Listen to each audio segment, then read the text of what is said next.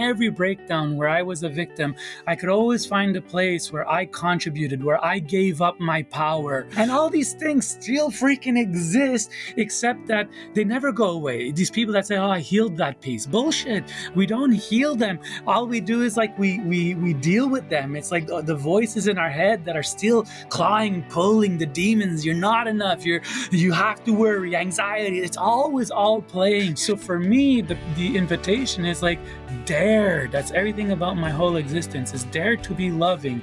To be loving is to have that conversation, to be seen in your vulnerability, to know that it is maybe a deal breaker, but you bring it. If every one of my brothers is successful here, that must mean that we are elevating the consciousness of the planet, so we're all in it together. So I will take less money, I will take less spotlight, I will take less everything, and I will, when I have abundance, share, because ultimately I want us all to rise. We learn to hold each other as a brotherhood, and to heal whatever needs to be healed, and to be seen in the vulnerability of brokenness from another man's eyes, who completely gets it and knows it and wants to let you know that you're okay, and this is part of the journey. The rise, the comeback is always greater than the fall.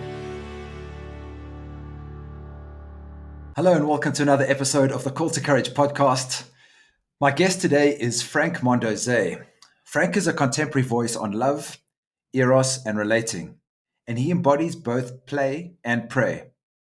He's the lead facilitator with the International School of Temple Arts and the co-founder of the Remember Journey. He's a shamanic minister for the Venus Rising Association for Transformation and the creator of the lifestyle brand Mondeose. Frank has touched the hearts and minds of many, whether it be through tantalizing their imaginations at the multi-sensorial events, to inspiring interactions that have navigated people to accessing their personal power. Frank holds an unapologetic, no-nonsense conversation, and it's a space where people can step out of their comfort zone and meet their edges in a compassionately ruthless manner. His containers are solidly held in a protected and safe environment where all emotions and expressions are welcomed and celebrated. In my conversation today with Frank, you're going to get to experience a man who is on his mission, somebody who is clear about what it is that he's called to do in the world, and he's unattached to the path that he's on. And in this conversation, you'll hear how he transitions through various phases in his life very quickly. And for me, that seems to be a superpower. I think our ability to be able to let go and gracefully transition from one phase of our life to the next is really a superpower. And I think where we get stuck and where we start to feel uncomfortable or where we start to feel tension is where we don't recognize that our life has different phases. And perhaps life is pulling you in a new direction and you feel stuck or attached to a previous stage, and you try and stay there longer than you need to. This is where you start to feel resistance, where you start to feel uncomfortable. And I think recognizing that life is a function of various phases and honoring a phase once it's done, taking the lessons, harnessing the gold of what that phase brought to your life and moving into a new phase is really how we navigate life very gracefully. And I think this is something that Frank has done really, really well. In addition to that, we talk about self-responsibility. We talk about the importance of recognizing where we are being victims in our own life and the difference between two different types of victims. Frank's got a really beautiful definition of a victim by choice and a victim by circumstance. And many of the challenges that we see in the world at the moment is where we feel that we are a victim, but in many ways it's a choice. Like we've actually decided that the world doesn't look the way we want it to, and we're a victim as a result. And at the basis of that is really taking responsibility for our experience. And when we do that, we move from the victim into the co-creator role. And this is something that I'm really passionate about. And you'll hear Frank unpacking exactly what the importance is of showing up as a co-creator in your life. Before we get into this conversation today, I want to share that we are really excited about supporting men all around the planet to be able to show up in their authenticity and in their power. And the technology that I have experienced in being inside a intentionally well-created space like a men's circle has been probably one of the most powerful I would say, modalities that have supported my healing journey. And that's the reason that I'm so excited about doing the work that I'm doing by interviewing men that are on a similar path to me as Frank is. The work that he's doing with men is in a very similar space. And for those of you that have never been inside a men's container before, I would invite you to join our free monthly men's circle called the King's Circle. It's a space where you can show up, and the only expectation is that you put down and let go of any of the stories and show up with what's genuinely, authentically alive for you from one moment to the next. And the magic of what happens in this space is not only do you feel lighter and seen and accepted when you are showing up and sharing what's genuinely alive for you, however messy that looks, however uncomfortable that may feel outside of that, the lightness that you feel is healing in itself. But not only that, when you share that, the sacred space of other men witnessing you is a gift for them as well, because many men think that we're alone in our struggles. And when we come into these sacred spaces like the King's Circle to share what's alive with us, but then also to receive what other men are dancing with, something about hearing somebody else that has the same challenge that you thought you were alone in sharing is hugely, hugely liberating. So if you're interested in experiencing the magic of a sacredly held, intentionally created men's container, the links to the King's Circle will be in the show notes of this episode. And without further ado, Frank Mondeose. What's up? Welcome to another episode of the Call to Courage podcast. I'm hanging out today with dear brother Frank Mondeose, who's in California. Welcome, bro. Thanks for being here. Thank you, Gareth. A pleasure to be here. Where do we start this conversation? Perhaps share with our audience that doesn't know who you are, maybe a little bit of your backstory and what lights you up and what's keeping you busy at the Cool. moment. I'll do that quick because the part I hate of these podcasts is talking about myself from this perspective. So I guess I'm known as a lead facilitator for the International School of Temple Arts. I run men's journeys with the Remember Brotherhood Journey. I have online courses at loveanderos.com. And I actually come from nightlife and entertainment. And my first life, it seems, my first lifetime in this body, I started off in tech, IT, corporate, the whole nine yards, marketing. And then I transitioned into nightlife events, and I was doing large scale erotic performance art parties that actually changed the face of what I would call sensual nightlife entertainment in Canada, United States. And from there, I hit a wall, and I wasn't content. And something called out to me and said, keep seeking, like, sure, you enjoy sexy entertainment, but is that the depth and the breadth of the gift that you have? And that put me on my own personal healing journey, of which I had to face a lot of pieces and recognize the messes I've made in my life, and clean those pieces up and recognize where I felt like a victim and I was blaming the world. And I had to do some deep introspection, and the piece that served me the most to become the conscious creator, powerful being that I have emerged to be in the world, self-confident and whatnot, is the piece of a self-responsibility, and recognize that in every breakdown where I was a victim, I could always find a place where I contributed, where I gave up my power, where I looked for validation, or whatever it was, there was a place where I gave my power. And I'm like, oh, that was the breakdown. And that's what led to all the places where I felt violated. And yeah, coming from that place, I came across ISTA. It totally served me to own my shit, gain greater power, release the walls around my heart that were making it very difficult to bridge and connect. And then through greater vulnerability and authenticity and love, I experienced more love in my life.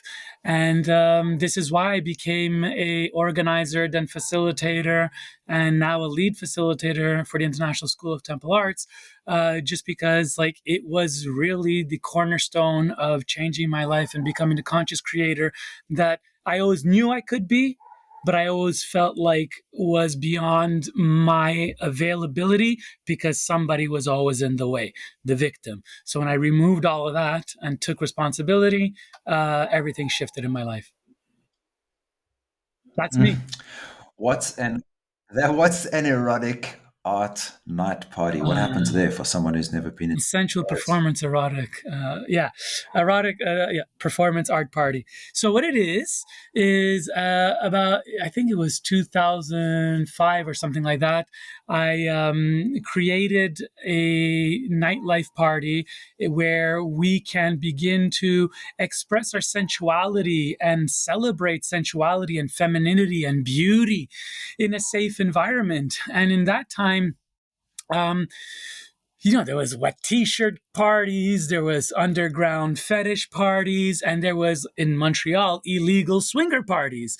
And so ultimately I wanted to be the bridge of all of that and give people that felt like they want the velvet rope service and the bottle service experience married with a sensual experience that felt like Halloween meets New Year's Eve, and you are a character in a party in a fantasy land of which animators and performers entertained us throughout the night. And because it was a like theme dress up party, oftentimes guests came so big and played out so big, you never knew who was entertainment and who was a guest.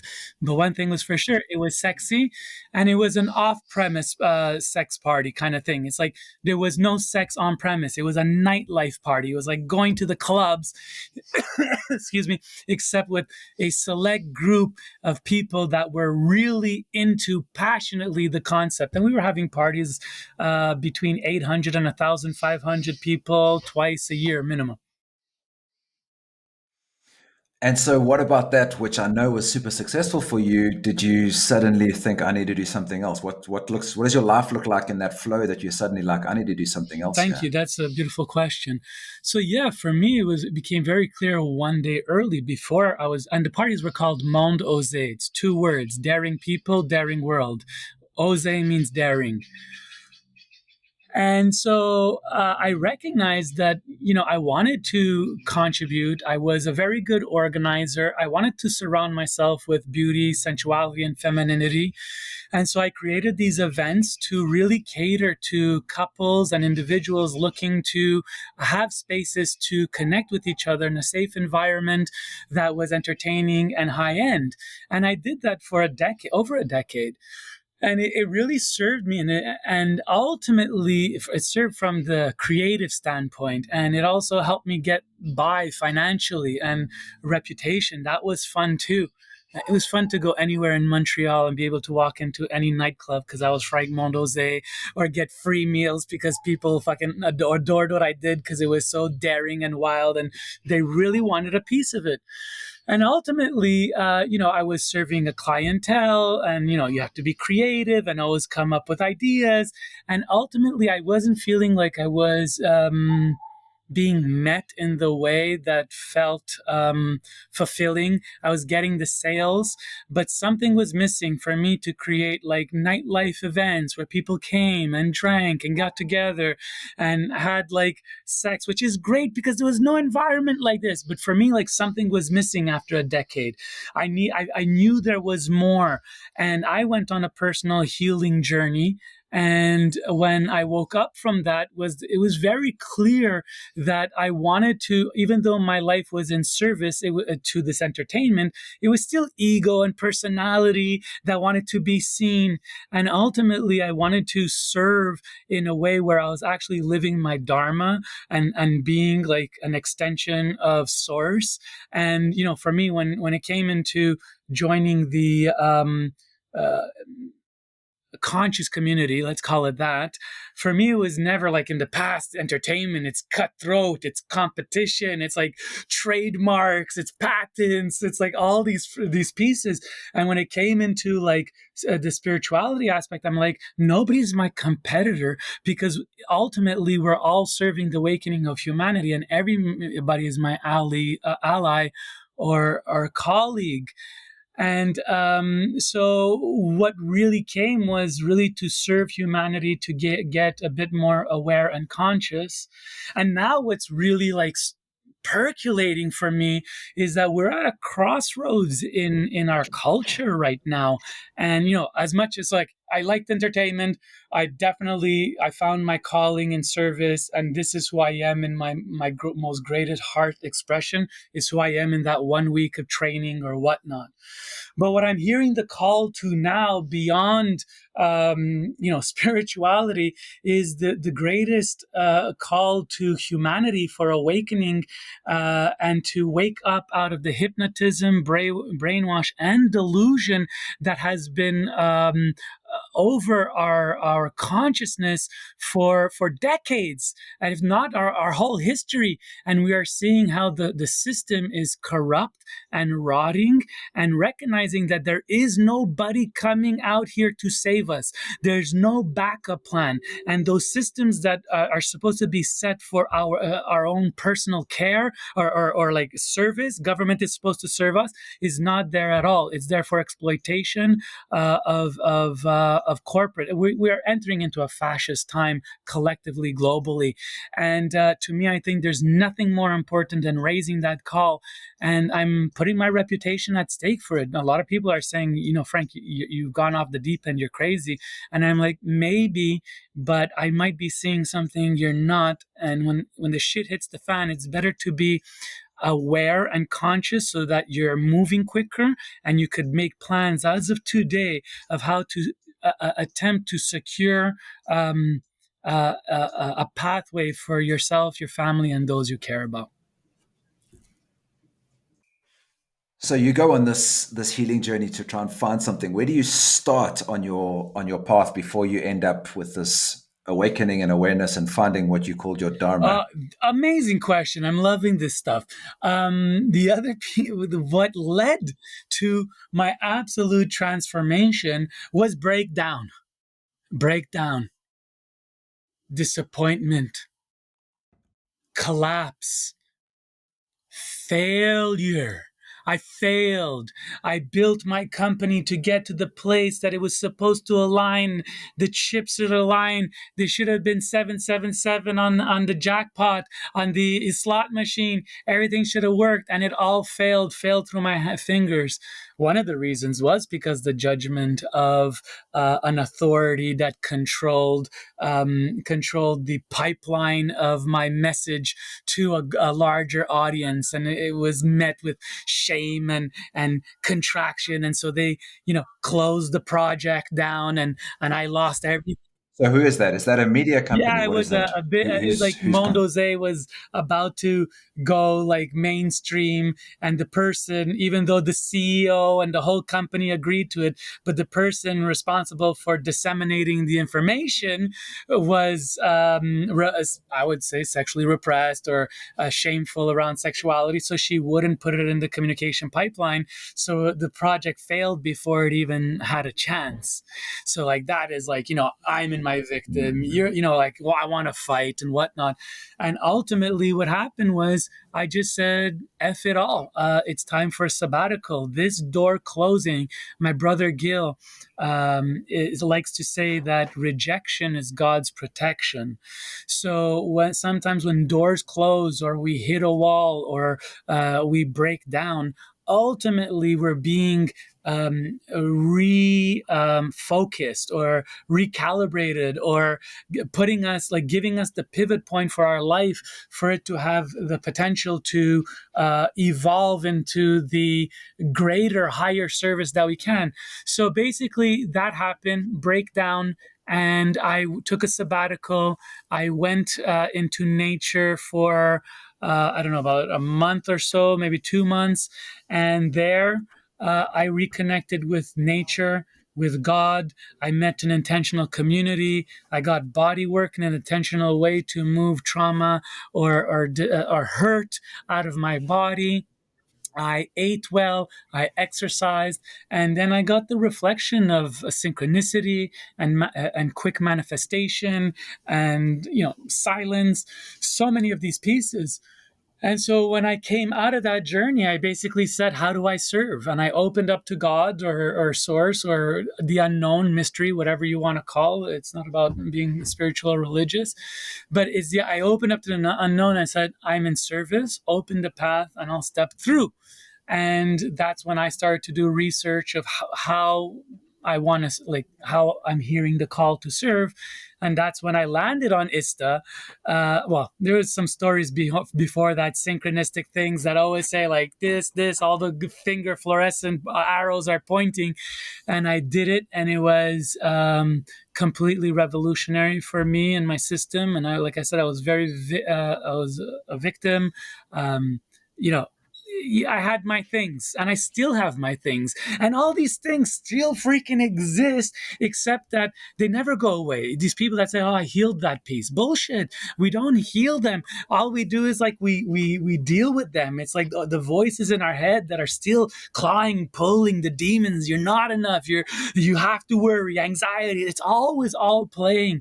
But what I have come to is like using tools and coming to awareness and actually seeing the drama of my own movie playing out and saying, oh, look how enrolled I get to the illusion of this storyline. So ultimately I come back to the spiritual lens, and at the same time I'm very pragmatic, and I care about people's well-being, justice, that people have the right to be expressed in whatever way that they feel aligned, that are different. We all have different value systems that it is our responsibility to respect people's value systems, as long as it doesn't look like hate or shut down or cancel culture or control. Besides that, live and let live. And those that create beauty and joy, that energy emanates and it magnetizes. So I trust that. I heard you say at the beginning of this that you recognize from all of your inverted commas failures that there was a place of self responsibility. Where was that for you in the person who blocked the conversation that resulted in the business failing? Where was your self responsibility there? Yeah, that's an interesting question, because we had an event. I had invested more money than I ever invested before. It's the writing is on the wall. It's clear they're not going to support. And so instead of going into a battle with the being, I went focused on, actually, I need to pull this out of my hat.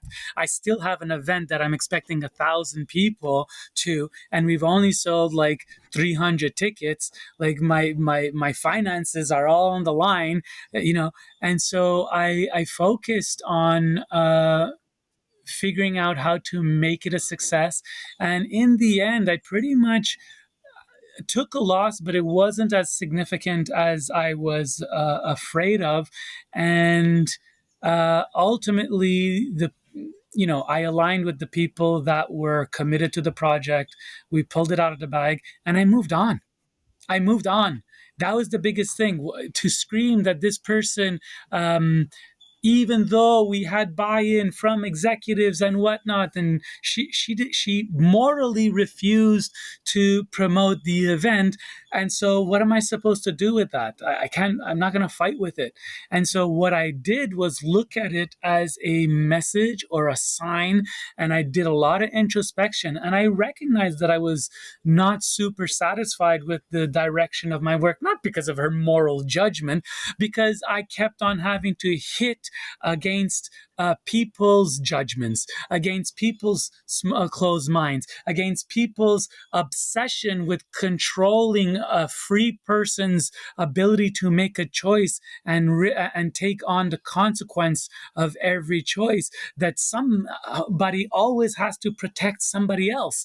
And for me, it just got boring. It just got boring. I lost the flair of it. I lost the flavor for it. Kind of like, how I'm feeling a bit now in certain contexts, in terms of if I'm coming as an educator and offering spaces of power and transformation, and I'm calling in the most people that really are hungry for that transformation, but ultimately the reflection of the world I'm getting is that everybody's a victim, and if you talk to them or you say something wrong or something happens, that there's a victim, and all of a sudden a person that's truly trying to serve the collective to awakening and access to greater heart is now going to have their reputation risked at the for the benefit of the other. This is why I never became a DACA. I never, I'm a very talented DACA, but I never became a DACA, because when it's in a one-on-one situation behind closed doors, all it takes is for one person to have a projection or an experience that didn't go the right way, and you're there to support them in their greatest awakening, and the risk is so high that they make a claim, and they're all of a sudden your name is trash and you're canceled. So it's like I'm kind of in the same place with education and spirituality. I'm like so disappointed. The last 10 years, I've been in ISTA for 10 years, they've been great from the perspective of people that were feeling the call, came, they got this download. I watch my graduates go out into the world. They're all like, expanding exponentially. And now what we're hearing, not in my experiences, but is a lot of people saying, no, people don't have the agency or responsibility or ability to be in consent moment to moment to moment to take responsibility for a journey they go on. So from this perspective, it starts to be like, well, if I'm serving a population possibly that doesn't want the content because they don't want awakening, and I'm going to put my work and reputation at the risk of cancel culture, maybe I shift gears and I look at doing something else. And, for me, I've never been attached to my image. Like I was the big IT corporate marketer. I left that in an instant, not because of money, but because my heart said it was time to leave. And then I did Mondeose, and I built that. That's my baby, my creation. It was a lifestyle and culture changer in Montreal. And I left that as too. I left that too, that identity, that persona, because I wasn't attached to it. And then now the same thing with being an educator. It's like, if this is the end of a time where people are not willing to take responsibility for the nature of their experience, then I'm less interested in facilitating, and I'm going to do something else, like maybe build community or build places where awakened, initiated individuals who have gone through my experience now have playgrounds. So joining the world of Mondeose and play, and ISTA of the world of intentionality, spirituality, and prayer.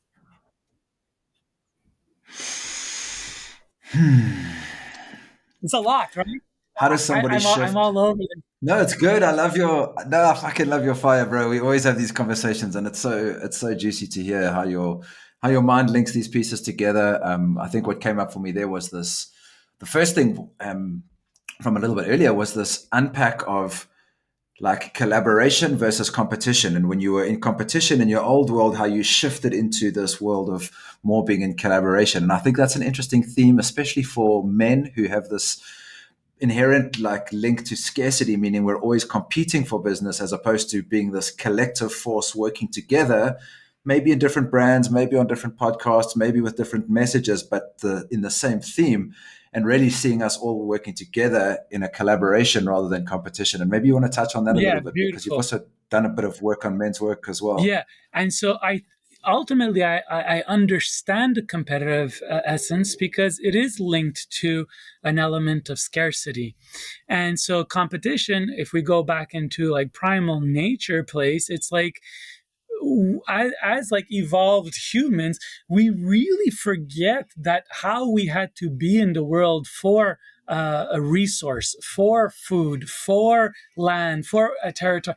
It was competition. And so competition and fitness and being able to uh, dominate, acquire, hoard, that created safety and security not only for oneself, families, communities, and whatnot. So ultimately, epigenetically, genetically, it is in our DNA that it's like we have to compete for survival.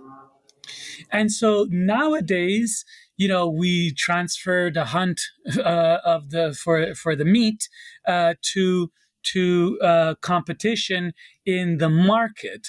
And so when we meet society from the capitalistic perspective, capitalism is designed to say, the person with the greatest ingenuity will dominate or will gain attention. So ultimately, here again, we're trained that if I've got the best, it will rise to the top. If it rises to the top, I will get my piece of the pie.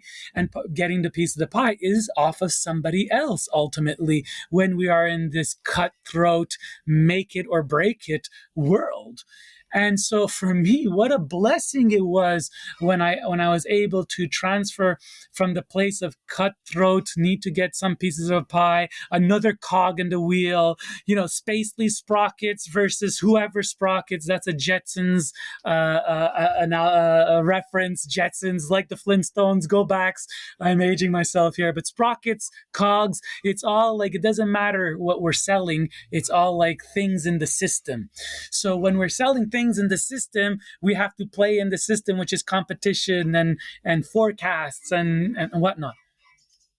But when it came in the realm of the heart and spirit, I never met this work looking to make the most money. I never came in this work to be better than the breath workers or the silent Vipassana people or the medicine people. My service to this place was, here's another offering, another modality, and it's deep and it's powerful. And so ultimately, I want to experience your medicine work because it makes me better. And I desire to share with you my sexual shamanism work, but don't do it if you're not capable, if you're traumatized, or if you don't desire it. But here it is if you want it. And so again, it's the same thing. I'm not looking to get clients to do one-on-one sessions. I have people that I don't want it. What I'm here is really to put a call, a pulse, to add something. And so for me, when I recognize my ability to move from competition to recognizing and serving in the field from the place that if every one of my brothers is successful here, that must mean that we are elevating the consciousness of the planet, so we're all in it together. So I will take less money, I will take less spotlight, I will take less everything, and I will, when I have abundance, share whatever it is resource that I have to share, and specifically heart and love. I will do that because ultimately I want us all to rise. I think that is the greatest the transformative perspective that has changed my life. And it started in the dating culture when I was like, at one point the girlfriend was mine, the wife was mine, and it's like, oh, don't rise, stay on my level, whatever. And now it's like in every relationship I'm in, whether I'm with the woman for a long time or a short time or just a good time, I want them to rise. I want them to rise. And that was a reference to a song. We're here for a good time, not a long time. Anyways, but the idea is to support our allies to rise, our brothers, our sisters, our neighbors. That to me is the transformative force of the planet. And as long as we are still in competition, we won't break the brainwash, the hypnotism. This is a good place for me to ask you this question. As long as I've known you, and probably for even longer than that, you've called yourself polyamorous. Describe what that is as a relational path, how you navigate it, and what are some of the challenges? Like, who should be thinking about this? Who should not be thinking about this as a path? I'd love to hear your thinking on that, because for some people, I think it's fucking out there, Yeah. really out there. So I don't identify as quote unquote polyamorous, but it's the closest label and it's a label that helps compartmentalize the style of relating. But but for me, ultimately, my relating plays out as a moment to moment accumulation of experiences and failures and ruptures and repairs that equal long a long a long-term relationship connection between two people. And that to me is my pathway towards rising in love with an individual. And I think the biggest mistake individuals make in the journey of love is that coming out of the programmed culture, we look out to the world and we're looking to say, I'm looking for that person to complete me. The female is looking for the adequate partner to raise a family with. The male is looking for somebody that he admires and trusts and allows like that feminine energy to guide his service, his value system. He wants somebody that he could devote to love and respect. And so look at the weight of those two things. But ultimately, what it comes is that we look out to the world with radars, them, and then we have them against a whole list of, has to be smart, money, tall, good looking, great in bed, beautiful genitals, blah, blah, blah. Again, jokes, but true. All these things. And so we're looking, scanning, and then the first person we come and they start to check off those things. They say, "Oh, that must be the one." Hooks in, shut down, and then it's like this big focused relationship. And it's like we're only on month 4 of knowing each other. Like I think that's a bit premature to like it's future projecting. It's so in the desire of finding the one that in my mind and imagination I am already in the relationship, in the engagement, in XYZ, which takes us completely off of the awareness and the present moment of what it is to relate. And God and the unknown mystery and the source, beauty, grace is all in the present moment. So when we're future projecting, we've already got off the path of the authentic pace of rising in love. So that is like foundational. Now, when you're in the world and you're exploring, we meet multiple people. It's not because usually when I see one that I really like, it's usually somebody that I'm outsourcing some part of myself that I haven't reclaimed. And it's like, I really want them. And when I really want them, I won't let them go. And if I lose them, I will have sadness and despair because I'm losing a part of myself. And so I look at these things as alarm bells as to, go introspection. But ultimately, what I'm trying to say is you don't know who's for you if you're only dating one person and stuck into that. So for me, my relationships start on day one. It's like, I'm a person, I'm here to share love. We're conscious, we speak where we're at, we have conversations, we're current, and we get on a journey of rising in love. 4 months into a relationship, I might be dating 3 people. 2 years into the relationship, I might have a primary and a lover or whatnot. But the idea is that my experiences with individuals do not cease from existing. My feelings for individuals do not cease for existing because I have my sights set on one person. The idea is that there is love, and as long as we feed love, touch, eroticism, sensuality, cuddles, those are all expressions of love. It's called eros. Eros is intimate love. The Greeks had many words for love. And so for me, the way I relate is coming from the place of I have lots of love in my life and lots of relationship in my life.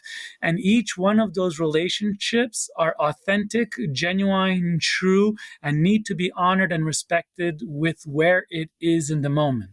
And so that's what I do. And then it just turns out that I have multiple relationships with multiple people, but it's not like Yeah, so that's how I define polyamorous. It is rising in love, invested in the benefit of the other, celebrating their expansion in good times and in bad, especially when it's difficult. And those relationships don't disappear just because you have somebody that you have somebody else you have intimacy with. So there's pitfalls because it takes a lot of energy. There's pitfalls because you have to be very emotionally intelligent and mature. You have to be willing to have difficult conversations. You have to be willing to own do your self introspection work. You have to be willing to um, lean in. You have to be willing to communicate feelings, hurts, and finding the maturity of listening to our desires, our needs, and what our boundaries are. And then we have to maturely lean in to see how our value system matches. And if they match, then we could continue this relating, which is a present moment piece and not a future projection piece. So how do you manage it when you do find yourself in a connection with somebody that you love and they give you the thanks, I'm not interested anymore? Are you saying you're not attached to anybody in your I life, or you am don't I feel am that pain when they attached to many transition? people in my life, but I know when I'm coming from the place of love. Um, just because relationships transform in form does not mean that they failed, or they're broke down, or that they're not worthy. Absolutely the opposite. If I'm with somebody who is also in a polyamorous relationship, and somehow they're in a relationship with a man or another person, excuse me, that is having difficulty with their relating with others, and especially with that guy Frank, and that relationship is important to them, and they feel like they want to continue on that path, and they'll have to put me on pause or break up with me. Of course that's going to hurt, that I'm going to lose access to this intimacy and the eros and whatnot. But it doesn't change the fact that I am in celebration and I do support their expansion. And if they feel like locking down with one person is the journey of their expansion, then I support it. Even if I think it's a mistake and they're going to find themselves in a year from now regretting the decision, I honor their ability to make choice to do things that are good for them or not good for them. And if I was with somebody that is more in a primary situation, and for example, they show up in a way that is less than inspirational to me, and it changes the game, because that happens, when you're in relationship, when I'm in a relationship with people, for me it's like, for me there's no boundaries. Do whatever you got to do, but if it breaks my value system, we're going to have a conversation, and if we don't get on the same page with that, we're going to have to make mature adult decisions and recognize that this is the crossroads where possibly we separate. But when we hold our truths and when we pretend we're not attracted to anybody, we're not engaging 100% authentically, so we don't really know. So if there is that breakdown and I say this value system doesn't work, I don't think we're eye to eye anymore, I'm going to step away. You think that doesn't hurt? Of course, it's very painful. I went through one of these recently. It was a heartbreak, a breakdown. But the gift is that once we get through the pain and the hurt of the heaviness and the drama, on the other side, if we both didn't damage the situation too much and we're both committed to love, then we could allow love to spring again and to blossom again. But this time, not from the place where I have access to your genitals, or I have I have ownership of your genitals, but more from the place of, you're an independent, sovereign person, and it would really felt good to be in that intimate relationship we had before. But now we could get into right relationship, which looks like allyship, support from a distance. It could look like anything. It's evolution, and I think humans, that's what happens. We rupture. we may repair, we may not repair, and that dictates how we move forward, when really it's all just love manifesting. And when we're so far from each other, it's because our children, our inner children, our wounded side is so online that we can't get beyond that piece and come from the greater heart, the greater love of a mature, well-meaning being. Hey, it's Gareth. I hope you're enjoying this conversation. The original definition of courage means from the heart, and I believe that we can have more courage in our lives by speaking from the heart. I'm on a mission to help heal the world by cultivating more courage, by having more conversations like the one you're listening to now, where I encourage my guests to speak from the heart.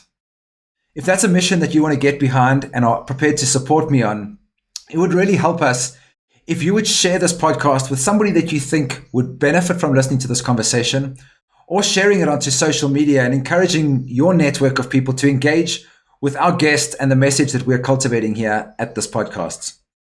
It will also support us if you subscribe to the podcast or write a review wherever you listen to podcasts. And in exchange for your support, you have my word that I will continue to seek out the most exciting, courageous, and inspiring people on the planet to keep cultivating more courage and having more conversations like the one you're listening to now. Thanks for stopping by. And now back to the show.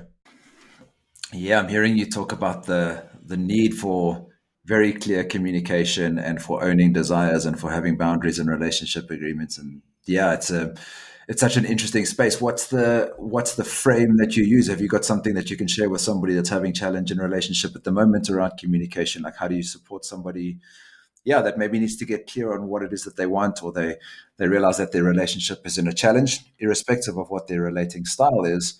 How does communication play a role, and what could serve them? Yeah, I have a whole course on this. It's called Love Without Limit on loveandarrows.com. But I would say the main piece ultimately is when we have a challenge, the biggest thing that happens is that we sometimes don't want to name it because we don't want to ruffle the feathers of the relationship. Because if we bring up something that is very meaningful to us and we are not met in the way that we want or hope, then what ends up happening is that we have to put in question our stance in this position, in this relationship, or we're afraid that the other person is going to question their stance or position in the relationship. So we prefer to like keep it under wraps and keep it together and keep it in the unsaid. But then there's all these like little fires, brush fires emerging because we're not addressing what truly is at play. We're addressing like the superficial. So for me, this is where it's a call to courage, and courage being recognizing that there is fear and there might be loss if I have this conversation and I speak my authentic truth. But courage is recognizing there's fear but moving forward anyway because it's the right thing to do.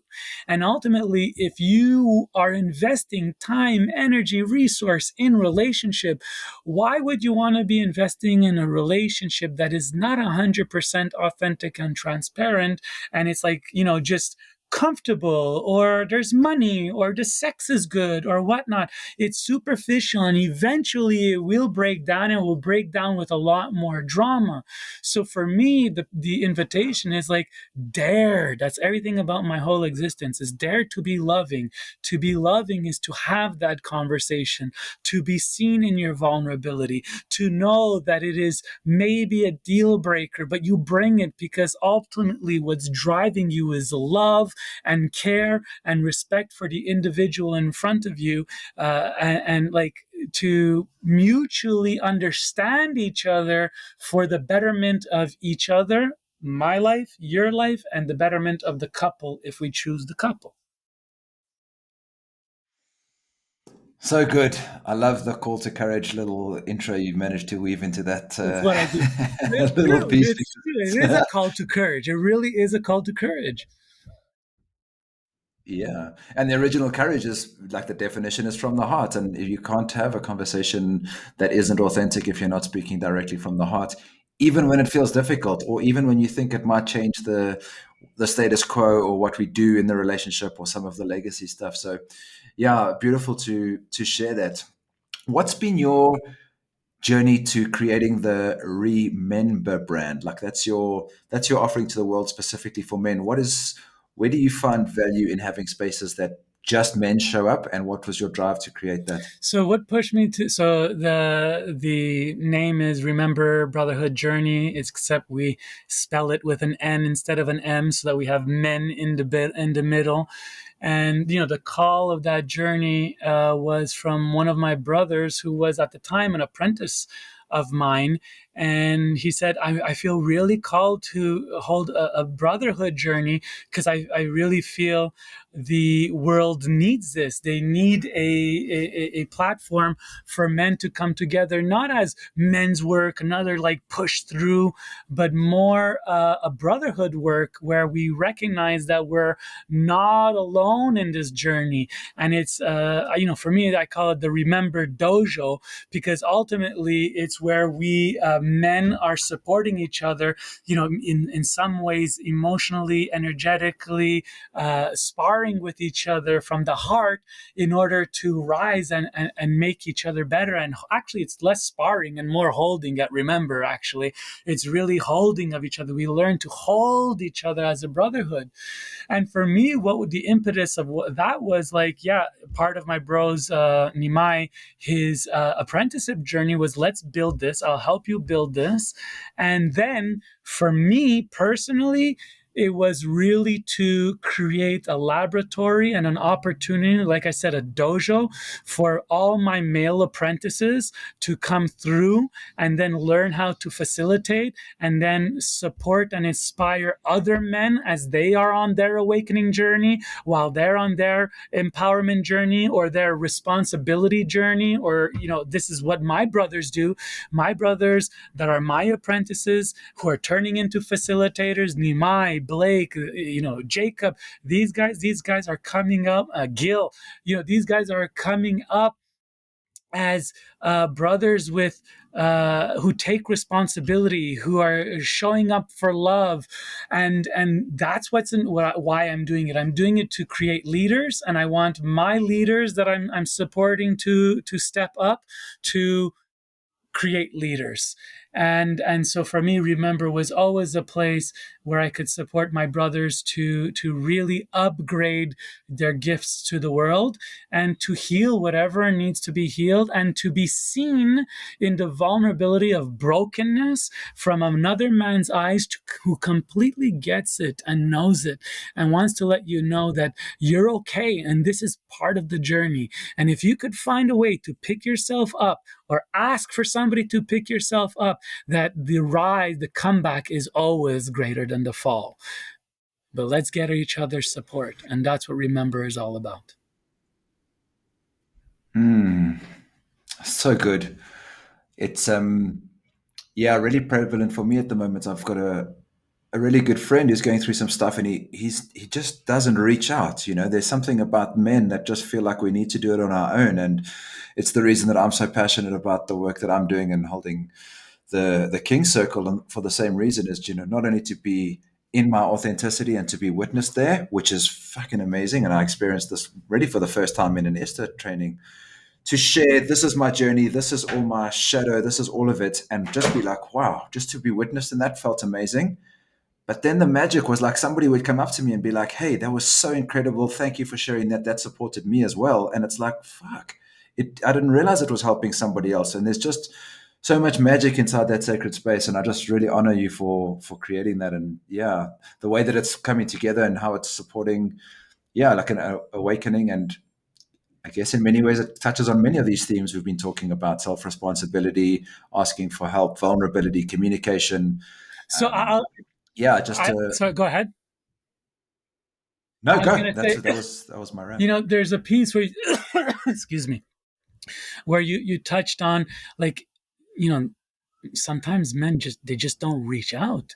They, and I get it, because as much as, you know, for me, like even remember, or just space with my brothers, when I know my brothers are going through a difficult time, it's not about, like having the big conversations. It's not about fixing them or needing them to give them a space to emotionally release and be witness. If they want that, yes. But most bros want to just know that they're not alone. And that doesn't look like us having to do an adventure, or you need to listen. It could just look like dropping a message. Hey, brother, just want to remind you I love you. I care about you and look forward to seeing you or whatnot. I'm here. It's just, this is what how the brotherhood love looks like. It's like, just for me, I know I just recently went through a burnout and a breakdown, and that's what I noticed. I noticed the lack of certain people in my life coming and knocking on the door and saying, I got you, if you need anything. I didn't want to have a conversation. I didn't want to call people and have and go blah la la la meh, meh, meh. Like something's wrong. I wanted to just go into the dark night of my soul and go to the depths and slowly resource, slowly fuel myself, but know that my bros that love me, those three other lions, doesn't matter. I have thousands of people as Facebook friends. I have thousands of graduates. I've got hundreds of friends, but it's usually those three, four lions, male lions in your pack, in your pride, that they just have to say, I got you, I hear, I love you. And I think that's the biggest gift. Brothers that just tell each other that they love each other and that they support each other's comeback or growth or mistakes or whatnot. And so eventually that gives us the momentum to say, okay, I could pick myself up off the ground and actually, Garrett, I would just like to, hang out and have a beer or a coffee and just chill out and actually not talk about anything, but to be in your comfort, in your space and comfort. And so it's like more like creating the opening and allowing them, but reminding them consistently that there's a path here to openness, because eventually when they get out of it, or if they're really in a desperate moment, those that have consistently demonstrated presence and love will probably be the first that they contact, and that's your opportunity in those moments.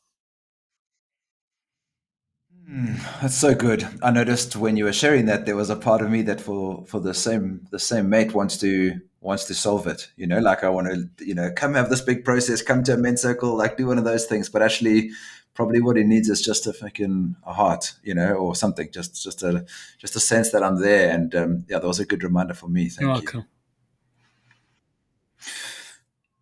You've touched a few times in this conversation about self responsibility, and maybe you want to just talk about how to cultivate self responsibility and perhaps a way that we can recognize where we're not taking responsibility for our actions. So, meaning, where are we a victim? What are some of the signs that I'm stuck in victim?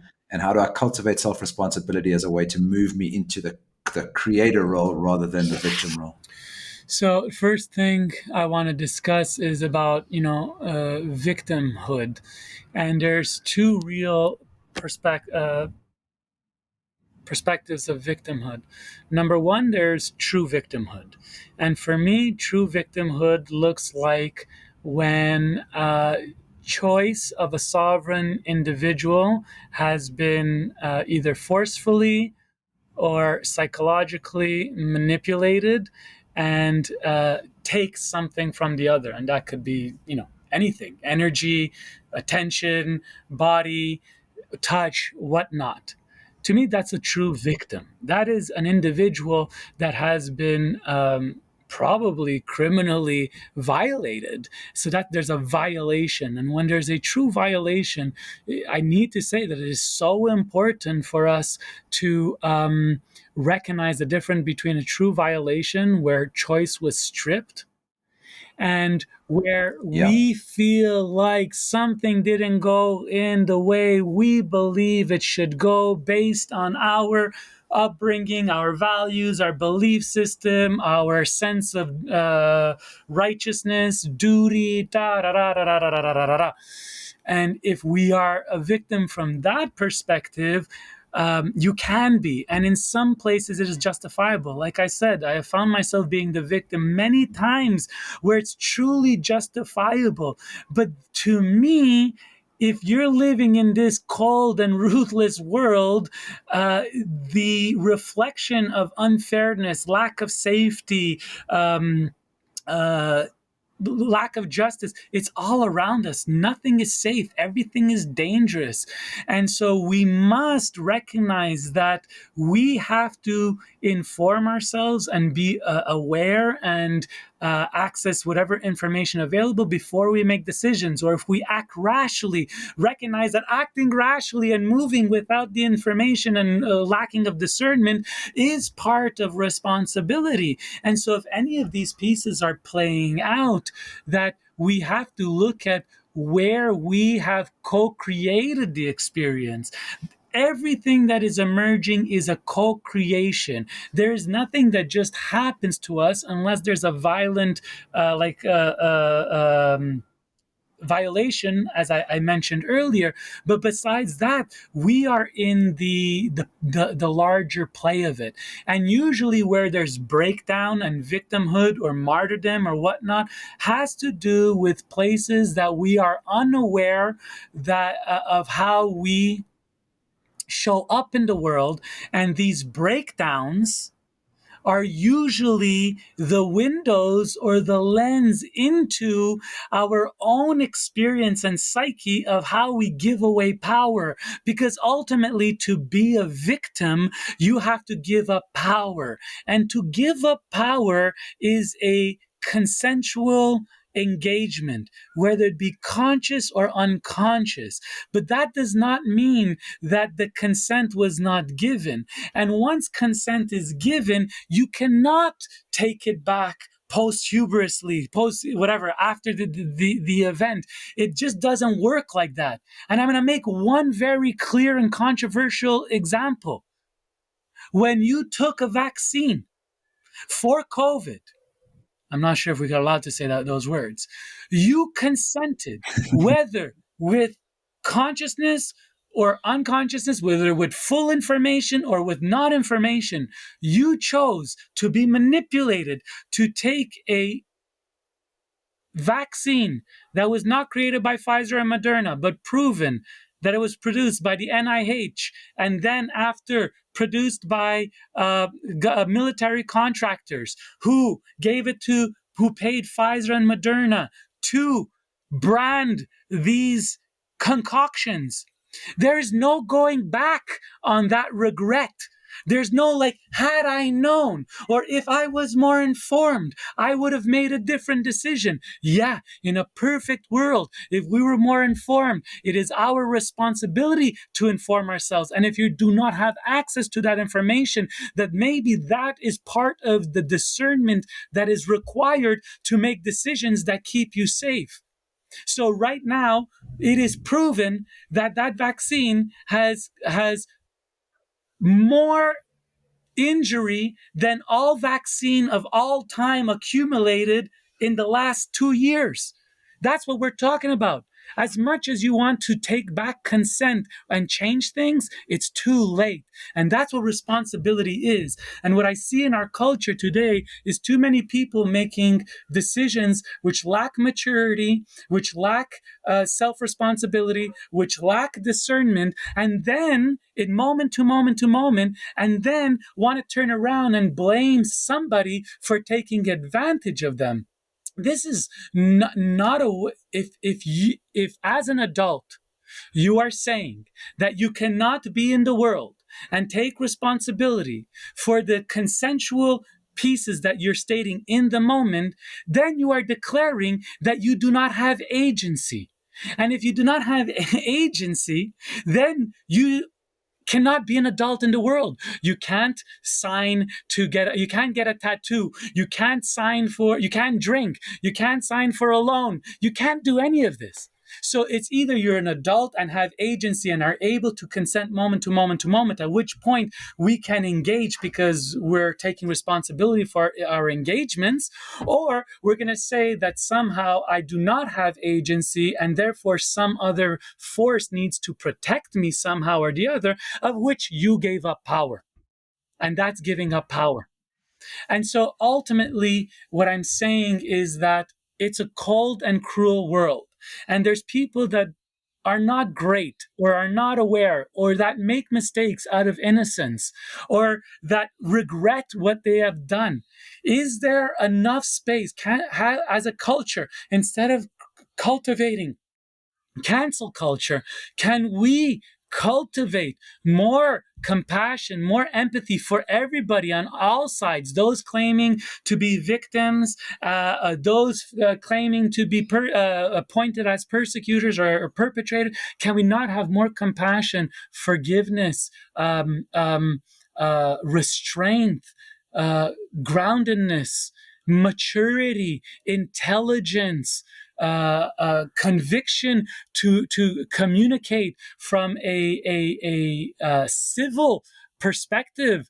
But what we see in the world is a group of people who are, when they don't get their way or they feel they're offended or they can claim on to being a victim, that they have a sensationalized overreaction to some kind of injustice that is happening in their own personal world in a microcosm. This is more narcissism in the reaction of a cancel culture. This is more narcissism than it ever is justice. So, because when we move to that place, we're meeting injustice with injustice.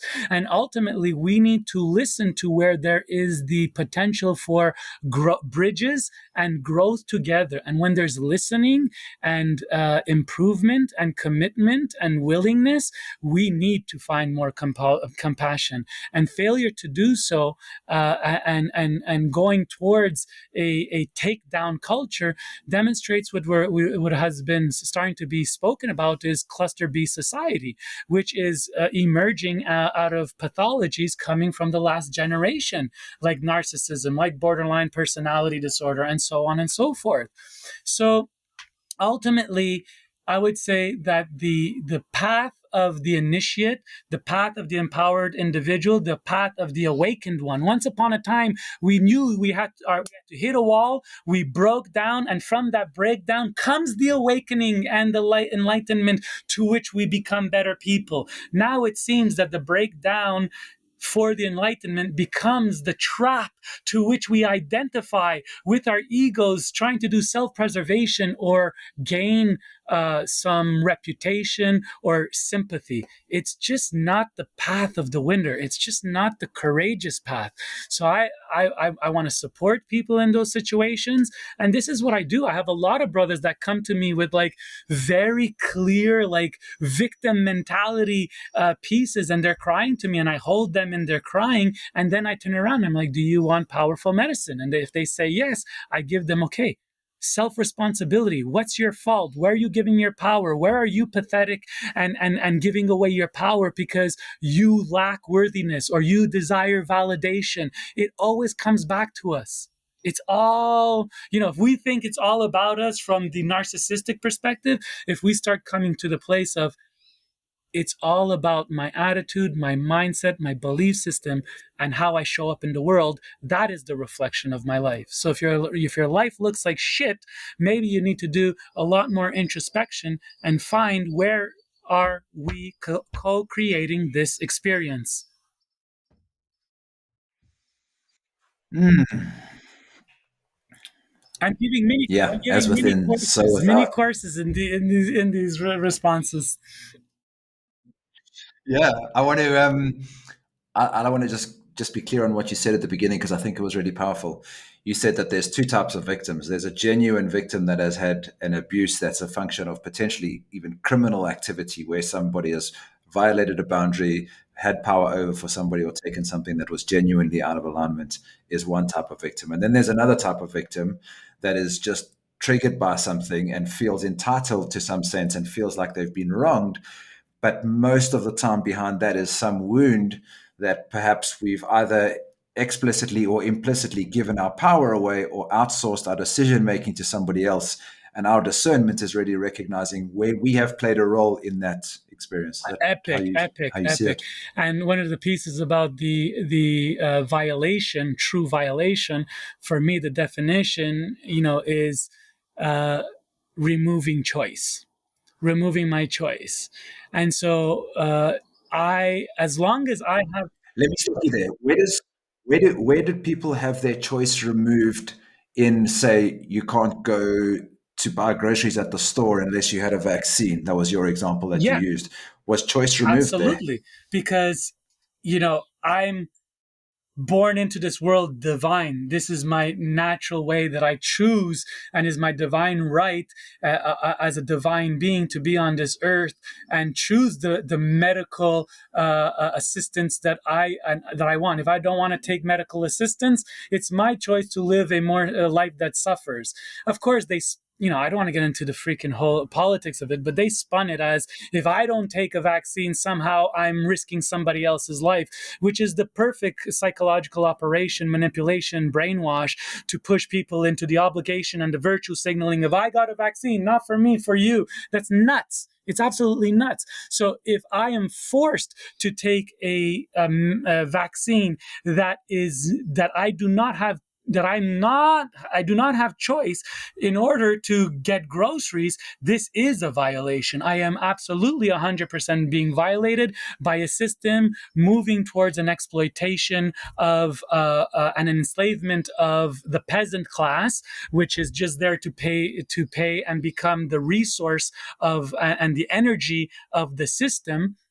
And ultimately I don't buy in, and so resistance is the way. And this is why at the beginning of the conversation I said I went from entertainment to education and now to like building awareness. I don't need to make money. I'm building awareness of this piece because I care about humanity. I care about every individual from the collective place. It's I am another you, you are another me. If you're asleep and you're taking vaccines that are ultimately poison designed to kill your immunity, your natural immunity, well, I care about you and I don't want to see you get sick. So that's why I'm communicating it. In the end, you get to choose whatever you want to do. If you want to choose a vaccine and there's that impact, great. If I don't want to choose a vaccine and the impact is starvation, then let me choose that. But that's my choice. But if you put me in a quarantine camp because I'm unvaccinated, that's a violation. You've taken away my choice.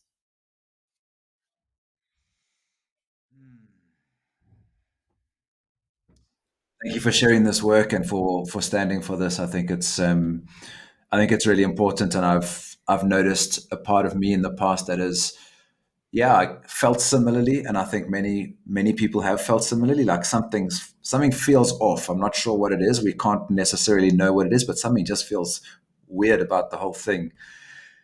And for whatever reason, sat on my hands. Didn't speak up about it. And yeah, the nature and the irony of that is that this is the Call to Courage podcast, and then I don't have these conversations. And so yeah, I'm very clear that I want to reach out to the types of people that are standing up for this stuff. And yeah, again, this is not a conversation about vaccination or not. This is really a conversation about choice and sovereignty, where we have our own ability to be able to choose things and to recognize where we're being spun that story. I think you touched on that. And I think that's really important. We need to be discerning about where we get our news from, because that's the important piece. Making a sovereign decision requires you understanding the data that you're using to make that decision. And I think that's part of the self responsibility as well. Not like I'm just making my choice. It's like I'm making my choice, and this is why I've made my choice. So I think when I've looked at this, it's like what's driving people's choices is more important than the choice that they're making. How they make their decisions is more important than the choices that they've made. But someone that says, I did this because I got a free donut, points to something for me, Agreed. as opposed to someone who says, listen, I made this decision and these are my reasons why, and they're standing in their power as a result of it, is a very different type of self-responsibility. I agree. And the question is, what is driving choices? And understand that in this current time where the old, like let's call it deep state or power systems or globalists, you know, there's a great unveiling, and information is coming out very quickly. But ultimately, for as long as we could know, the what drives decision is what's easily driving decision is emotion. And the predator class, like John Trudell likes to call them, the elite, the predator class, what they do is they construct events, experiences, media messages in order to drum up emotional reactions, of which usually look like a binary that splits the peasant class so emotionally from such belief system and you know conviction, that actually the intention starts to not be a decision driven by looking at the whole picture, listening to CNN and Fox, and then the alternative news sources, and then going and do your own things and going down some rabbit hole. It's not that. It's like, oh my God, you're killing my grandmother. You're killing. It's like, no, this is how media and psyops work to poke the repressed traumatic and emotions that we all grew up with. We all grew up with trauma. We have been born in a sick system that is designed to create trauma through the education system, through the penal system, through the justice system. It's designed to create trauma, and then we're surprised when we're all overreacting from a almost unconscious emotional state, and then saying I'm right because I'm virtue signaling or proving something that the predator class fed you in order to go against another person. We have to be smarter. And for me, my call to courage is calling all leaders. If you think you're a leader, whether you're an activist, a teacher, a sacred sexuality coach, an empowerment coach, if you're a leader, it is now your responsibility, after seeing the last 3 years of how the system works to brainwash and enroll your emotional energy and the emotional energy of all your seekers to get to an end goal. And any leader, to me, in the scene that is just repeating the same old narrative and rhetoric of CNN, Fox News, or any mainstream media, you demonstrate yourself, especially if you're taking a position of influencer, you demonstrate yourself as a charlatan and not one that's truly connected. Because we must learn from the last 3 years. It's very much in our face. And if you do not see the corruption and the two-level justice and the justice for some and the no justice for all, and you still think that these same people have your well-being in their mind, you're brainwashed. And it's time to pop out of the illusion. And I'm calling to leaders to wake up. And if you're asleep, to me, I don't even care. You don't even appear in the in my distinguishment of who true leaders are in the world, serving awakening and consciousness.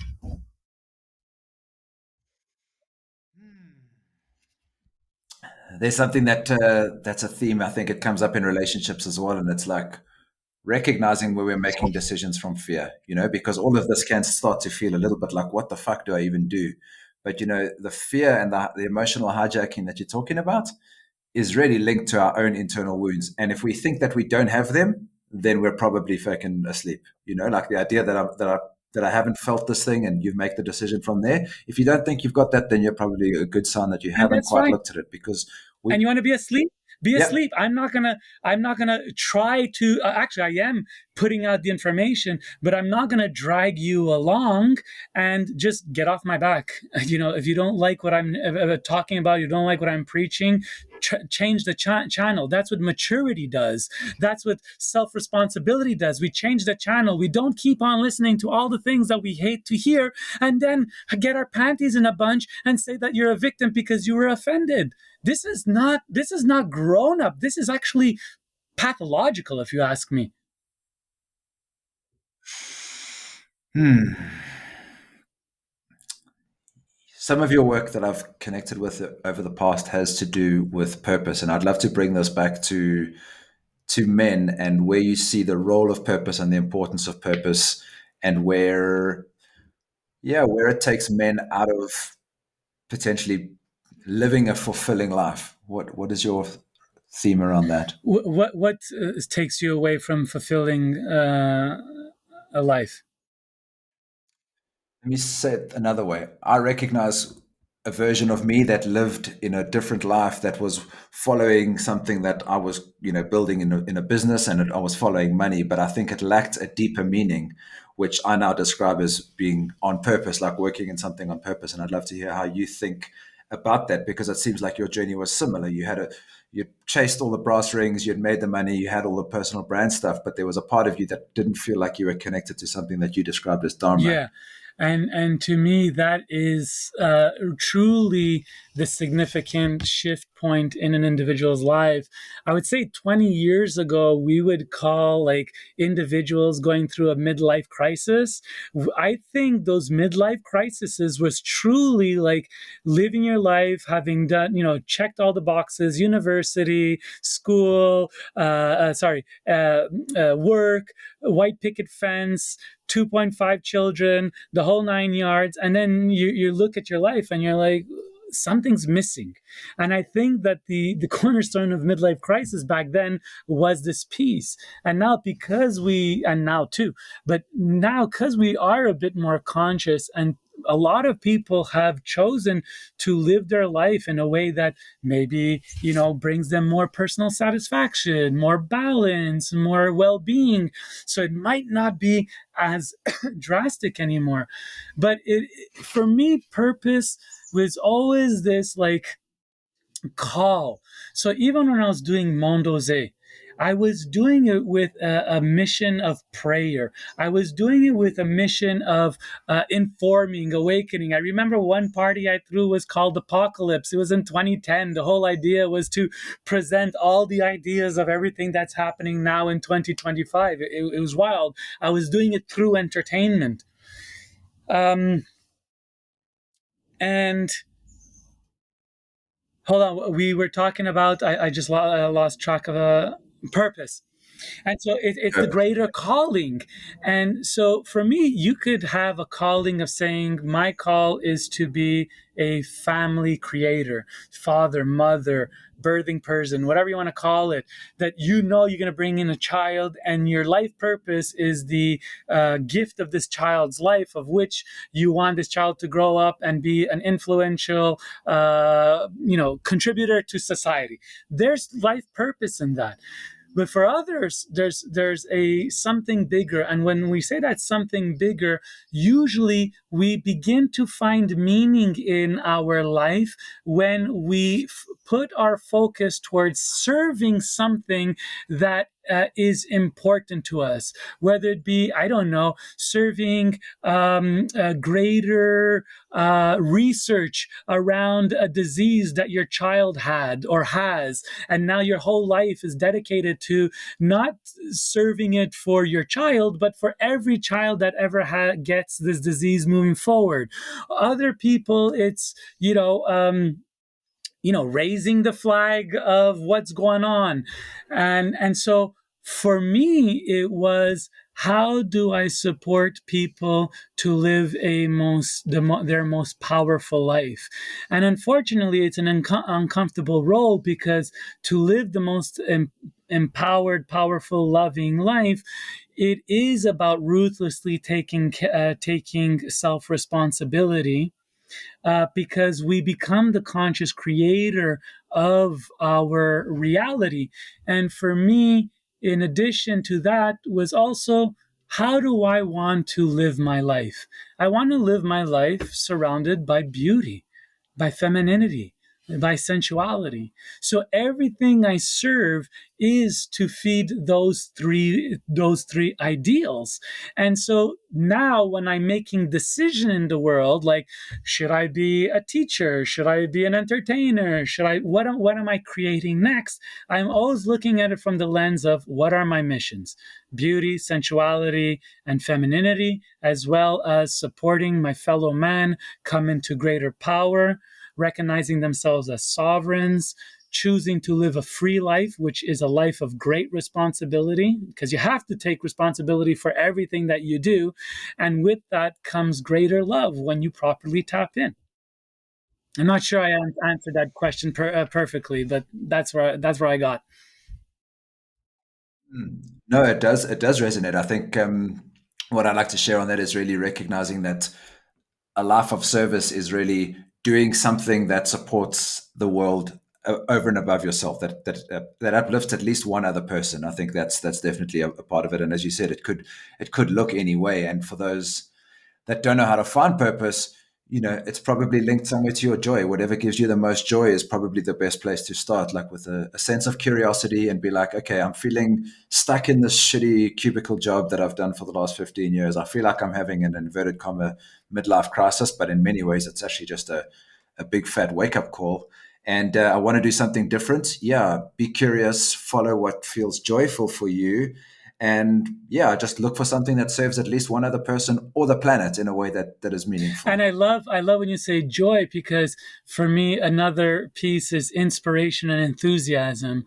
I believe inspiration and enthusiasm is the closest access to God energy or source energy that flows through. So if we're always focused on the heavier things or the denser things, that is what we're creating. Where we could find inspiration and enthusiasm, that's the breath of life, that's the breath of God coming through our systems. So I'm so online with the piece of cultivating joy and the service to something else, because when we lack meaning, life is less interesting, and when the density of life comes, it's harder to live, and that's where disease comes from. But when we meet life from this refreshed, enthusiastic, inspired place, something that draws us out, and we feed that's where we get the opportunity to be in connection with divine alignment, in my opinion. All of these things culminate in this final question, and that is that I can see you are living in service and are creating a space for people to live together as well as being self responsible. And I'd love to share how you do that, because I think the opposite of depression is not happiness, but it's connection. And I think, how do we really reconnect with one another in a world that is so hyper connected? Many of us feel alone. And I'd love you to share your vision of what you're creating in Costa Rica and how all of these roads sort of come together. Yeah, so for me, I had my awakening in Costa Rica when I told you about, the moment of spiritual enlightenment or healing kind of thing. And for me, I've been cultivating relationship and community for the last, I don't know, over a decade of my life in Costa Rica. And so, for me, in a hyper connected world that really actually lacks intimacy, is about creating spaces of connection and celebration and joy and mutual uplifting of each other, and living with each other in with similar values. And for Are you there, me, bro? I consider my value system along the lines of temple initiate, whatever that means. That's the whole thing to like unpack, but ultimately it's everything that we have spoken of, especially emotional self-regulation, being emotionally current, and And so for me, it's about creating festival events, trainings, and ideally, if possible, with the right alignment, will be the rising of a community that promotes temple culture and a place where temple initiates can come together to both play and pray. Bro, it's so beautiful to call you a friend and a brother. I'm excited about the more time we're going to spend together in the future. I just want to say thank you for serving your mission so passionately, for being unattached to the things that have come into your life, because I noticed that that's been your ability to be able to switch. And I think all of us could use more of that, like let go of the things that are no longer serving us as we recognize more quickly what is in service. And I see you doing that really, really beautifully. And that's represented in the creations that you've put into the world, and you being in service. And I just want to say thank you for serving your mission so passionately, bro. So appreciated, Gareth. I love you. It's an honor to be, connected the way we are. And I too look forward to the next steps and spending more time, because it is, and I appreciate this conversation and giving me the platform to share my voice.